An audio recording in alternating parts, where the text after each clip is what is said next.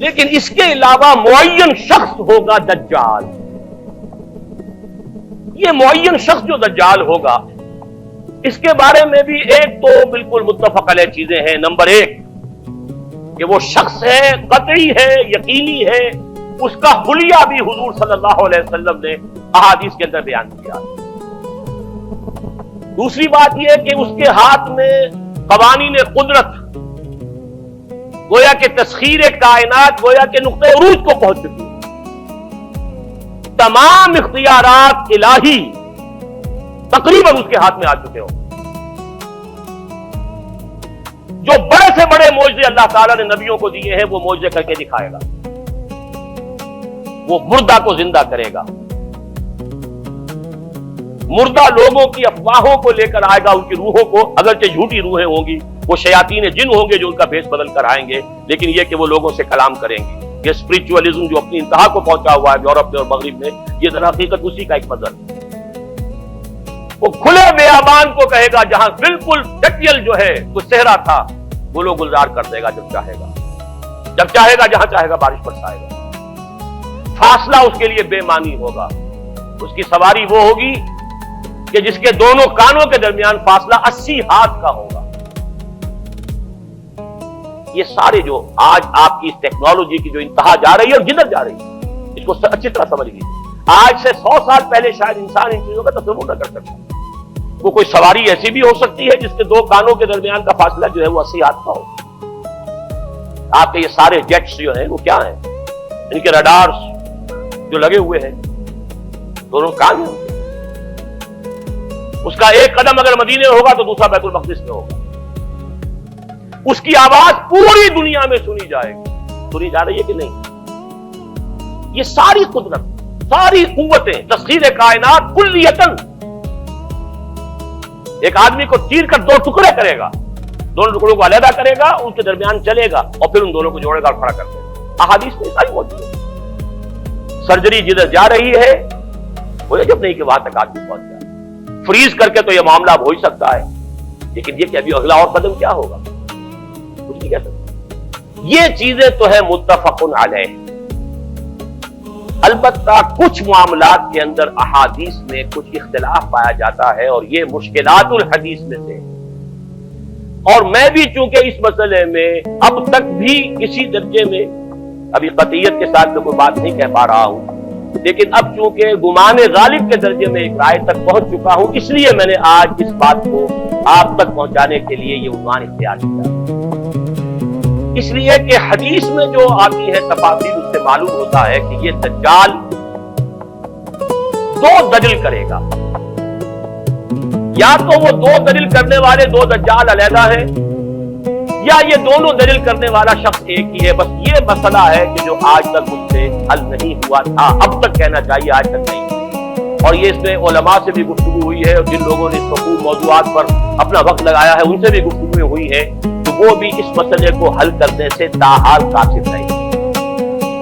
لیکن یہ کہ اب میری رائے یہ ہے کہ یہ دو شخص علیحدہ علیحدہ، واللہ عالم. لیکن ایک رائے تک میں پہنچ چکا ہوں، اس لیے وہ رائے آپ کے سامنے رکھ رہا ہوں اور آپ کے ذریعے سے وہ آگے بھی پھیلے گی تو اہل علم کے ساتھ جو ہے اس معاملے کے اندر تبادلہ خیالات کی نوبت آئے گی انشاءاللہ. لیکن یہ کہ اس میں یہ بات قطعی اور یقینی ہے کہ اس طرح کا ایک شخص پیدا ہوگا. البتہ یہ کہ آیا وہ دو ہوں گے دو مختلف اوقات میں یا ایک ہی ہوگا ایک ہی وقت میں، صرف اس میں اختلاف. میرے نزدیک وہ دو ہوں گے.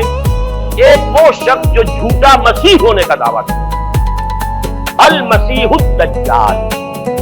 جیسے حضور نے فرمایا میری امت میں 30 دجال اٹھیں گے جو نبی کا دعویٰ کریں گے، جن میں سے 5-6 تو حضور کے اپنے زمانے میں اور آپ سے متصل پڑے ہوئے تھے. بعد میں محمد علی باب ہو، بہاءاللہ ہو، قادیانی ہو، نہ معلوم کہاں کون سا اٹھے ہوں گے، واللہ عالم. اسی طریقے سے ایک شخص مسیح ہونے کا دعویٰ کر کے کھڑا ہوگا، یہودی ہوگا. یہ ہے اصل میں وہ شے. اور اس میں جو ان دونوں شخصیتوں کے مابین اگر کوئی ذرا سا اگر ابہام رہا ہے تو میں ایک حدیث بھی نوٹ کر کے لایا تھا، حضرت عبادہ ابن صامت رضی اللہ تعالی عنہ سے ہے، رسول اللہ ہے، انی حدثتکم عن الدجال حتی خشیت اللہ تقتلوا. میں نے تمہیں دجال کے بارے میں بہت سی باتیں بتائی ہیں تو مجھے یہ گمان ہوا کہ شاید تم اسے سمجھ نہ پاؤ. یہ اندیشہ خود حضور صلی اللہ علیہ وسلم کو ہوا ہے اور یہ سنن ابی داؤد کی روایت ہے۔ بہرحال میں جو کچھ عرض کر رہا ہوں کہ میں اس رائے تک پہنچا ہوں کہ یہ دو علیحدہ شخصیتیں ہیں۔ ایک تو یہ ہے کہ ایک مسیح الدجال کھڑا ہوگا یہ ایک دعویٰ کر کے کہ میں مسیح ہوں، کیونکہ اس کا زمانہ بالکل قریب آ چکا ہے، اس لیے میں آپ کو اس کے بارے میں خبردار کر رہا ہوں۔ دوسرا جو مسیح جس کی شخصیت مسیح دجال کی آتی ہے، دجال اکبر میں صرف اشارہ کروں گا، پھر کبھی انشاءاللہ اس موضوع پر تفصیل سے گفتگو ہوگی، وہ میرے نزدیک بالکل قریب قیامت کی ایک علامت ہے۔ جو خدائی کا دعویٰ کرے وہ جھوٹا خدا ہوگا، یہ جھوٹا مسیح ہوگا، المسیح الدجال۔ الدجال الاکبر وہ ہوگا کہ جو قیامت کے بالکل قریب کی تین نشانیاں ہیں، جبکہ وہ آ جائیں گی تو حدیث میں آتا ہے کہ اس کے بعد کسی شخص کے ایمان لانے کا، توبہ کرنے کا فائدہ نہیں ہوگا۔ ویسے تو علامات قیامت جو ہے ان میں سب سے پہلی میں نے بتایا تھا حضور کی بعثت خود علامات میں سے، اس کے بعد 10 علامتیں حضور نے گنوائی ہیں اور وہ تدریجاً پوری ہوتی چلی جائیں گی۔